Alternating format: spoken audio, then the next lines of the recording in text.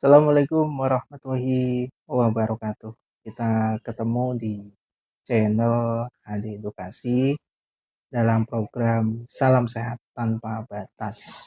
Alhamdulillah ya, di tanggal 6 Mei ya video ini dibuat.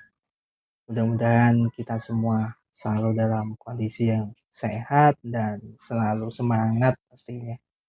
Modal kita untuk saat ini hanya itu ya, semangat, sehat, sehingga harapannya kita ibadahnya juga nyaman, menjemput rezekinya juga nyaman, dan juga kolaborasi saling membantu itu juga sangat nyaman. Amin. Di video ini lebih tepatnya adalah Q&A atau tanya jawab, yang mana saya akan menjawab satu pertanyaan dari teman-teman yang sudah mengirimkan pertanyaannya melalui redaksi Hadi Edukasi dan Sinergi Group atau dulunya adalah Forum Edukasi Sehat. Jadi Forum Edukasi Sehat ini rebranding menjadi Sinergi Group karena di dalamnya banyak sekali komunitas, ada Masjid Inspirasi, ada Sinergi Info, ada beberapa komunitas lain, sehingga kita ingin mengangkat itu semua sehingga kita bisa saling bersinergi dan saling memberi manfaat. Karena ilmu ini semakin kita sering sharekan, semakin kita sering pelajari, sering pahami, sering berbagi, maka akan terus meningkat dan selalu bertambah. Oke, kemarin ada yang menanyakan bagaimana sih cara mengatasi kondisi sakit pinggang. Kebetulan si yang bertanya ini adalah driver ojol ya. Jadi transportasi online. Oke, bicara sakit pinggang, saya disclaimer dulu.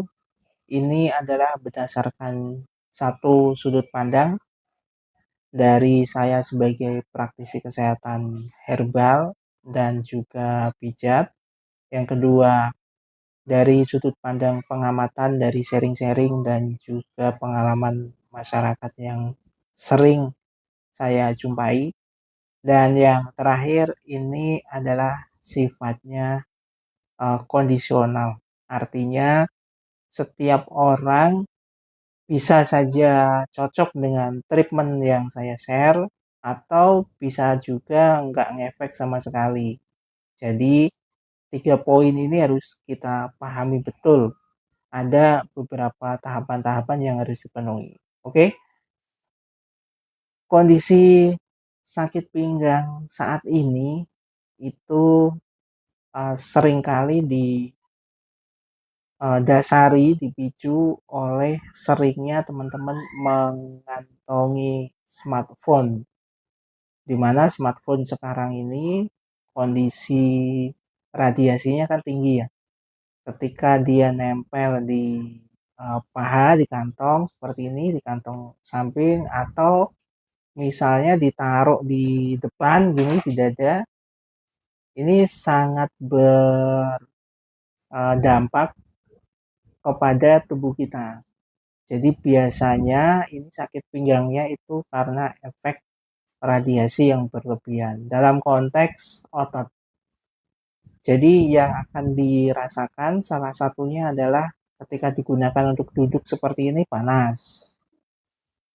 Ketika digunakan untuk tidur posisinya telungkup ya, itu pas bangun sakit banget, tapi kalau miring atau terlentang itu biasa aja. Kemudian kondisi-kondisi yang lain sakitnya itu kadang muncul sakit banget, kemudian kadang-kadang hilang, nggak muncul sama sekali. Tapi nanti tiba-tiba sakit gitu. Kalau dipakai ngangkat tangan gini langsung kerasanya sakit di pinggang belakang. Oke, tahapan yang harus dirubah yaitu jangan menggunakan kantong langsung untuk menaruh handphone. Jangan naruh handphone ke saku celana atau saku baju. Usahakan menggunakan tas kecil khusus handphone, pakai tas. Nah, jadi nanti posisinya di luar. Kalau kita bicara, mungkin ada juga yang berpikir, wah ribet banget harus bawa tas. Ya, sebenarnya segala sesuatu kalau kita ingin sehat, ada tahapan-tahapan yang harus dipenuhi. Ibaratnya gini lah, kalau teman-teman lapar, itu pasti jawabannya cuma satu, makan gitu kan, supaya nggak lapar. Bagaimana tahapannya? Ya kalau teman-teman mau masak ya masak. Bisa kan ada sayurnya harus dimasak dulu, tempenya harus dimasak dulu, nasinya harus dimasak dulu. Tapi misalnya nggak mau, tahapan berikutnya atau solusi opsi lainnya adalah beli di warung makan atau di rumah makan gitu ya. Jadi hal ini harus dipenuhi. Nggak mungkin kita lapar kemudian tiba-tiba kondisi lapar kita hilang. Itu kok kayaknya secara logika kita gitu ya, nggak akan mungkin gitu.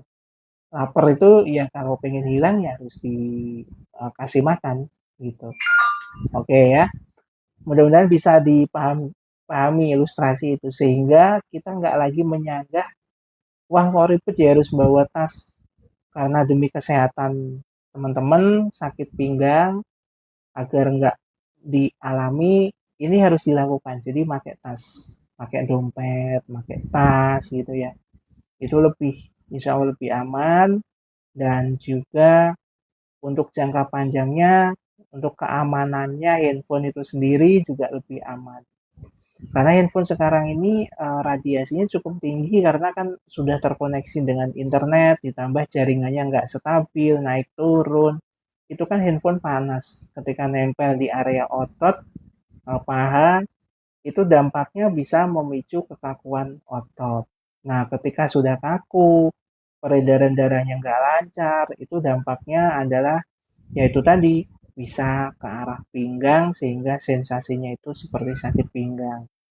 Dan sebenarnya itu belum masuk kategori sakit pinggang, hanya dia memberi respon, tubuh kita memberi respon bahwa, "Hei, ini badanku atau ini bagian pinggang lagi nggak baik-baik saja, jadi tolong dirubah pola hidupnya." Seperti itu ya, itu istilahnya atau bahasa bahasa sederhana tubuh kita. Yang kedua, ketika dalam kondisi yang kurang nyaman pada pinggangnya ataupun lagi baik-baik saja, usahakan untuk minum air putih atau air biasa tanpa dicampuri gula, tanpa campuri kopi. Itu lebih sering dan sedikit demi sedikit. Banyak nih yang sering berpikiran bahwa minum sekali banyak itu sangat bagus. Padahal sebenarnya itu membuat ginjal kita, membuat lambung kita, membuat pencernaan kita itu bekerja keras. Kalau kita langsung kasih minuman atau kasih airnya langsung sekali banyak. Kemudian 1 jam nggak minum-minum. Nah ini salah. Seharusnya bagaimana? Seharusnya per 20 menit sekali minum, per 10 menit sekali minum, per 5 menit minum, sedikit-sedikit nggak apa-apa. Itu justru akan memperbagus dari organ tubuh kita. Loh, kenapa kok seperti itu ya? Kok dibilang keras? Logikanya begini. Ketika teman-teman makan nasi, ini kan dimasukkan ke mulut prosesnya dari piring, kita suap pakai sendok atau pakai tangan, dimasukkan ke mulut.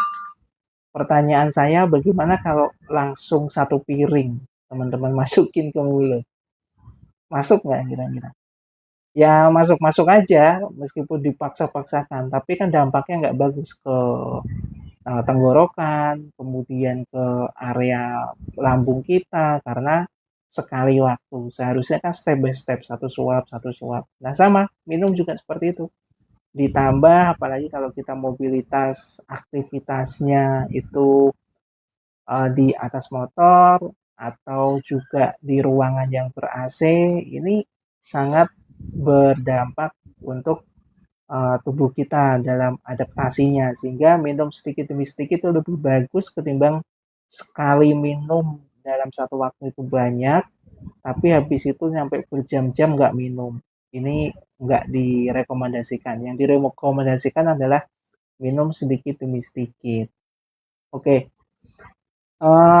dari jawaban ini kesimpulannya adalah teman-teman harus mau, sekali lagi mau, dan diupayakan untuk merubah pola hidup kesehariannya, baik itu dari memasukkan handphone langsung ke dalam saku, sekarang dikasih tas dulu atau dompet, baru ditaruh di depan gitu. Jadi intinya nggak langsung nempel ke otot tubuh kita.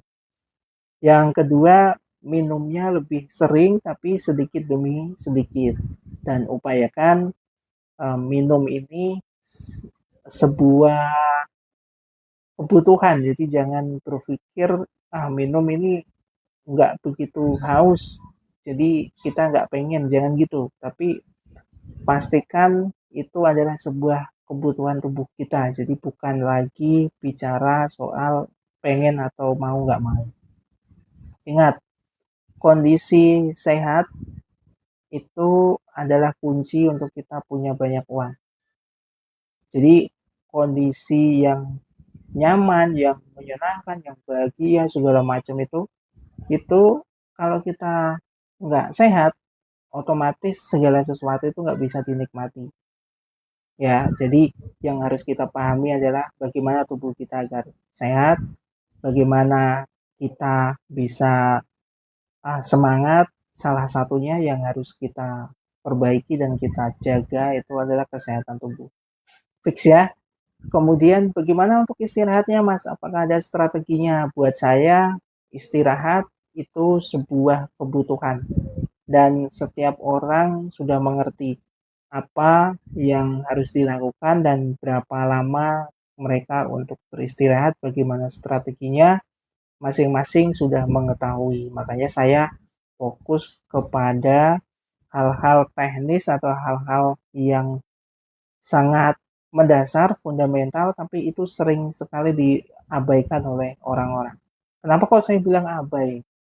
Mereka sudah tahu, kita itu sebagai praktisi kesehatan sudah sering mensosialisasikan. Tapi ya begitulah orang. Kadang-kadang mereka datang ke praktisi kesehatan, mereka minta solusi, tapi setelah dari tempat praktisi kesehatan, mereka bicaranya, terserah saya. Ya, jadi saya berharap teman-teman yang menonton video ini nggak seperti itu, karena jika teman-teman sakit, itu yang merasakan teman-teman. Jika teman-teman sehat, yang merasakan pun teman-teman. Jadi bukan orang lain, apalagi saya yang memang nggak tahu kondisinya teman-teman. Fix ya, mudah-mudahan bermanfaat. Terakhir dari saya, salam sehat tanpa batas. Assalamualaikum warahmatullahi wabarakatuh.